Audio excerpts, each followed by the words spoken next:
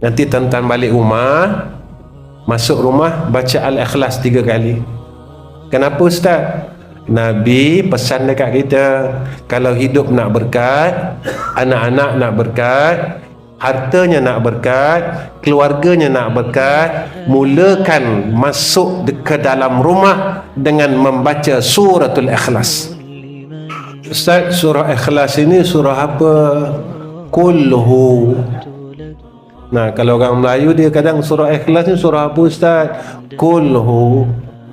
Tapi jangan baca kulhu aja, baca sampai habis. Nanti masuk kulhu 3 kali. Kenapa tak berkat-berkat ni Ustaz? Baca kul huwallahu ahad ila akhir surah, sampai habis surah.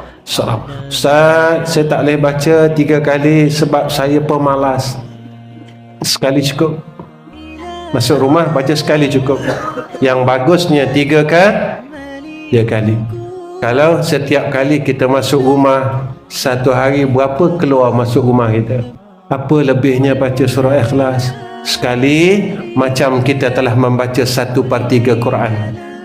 Kalau 3 kali, kita telah membaca sebuah mashaful Quran, kita telah khatamul Quran.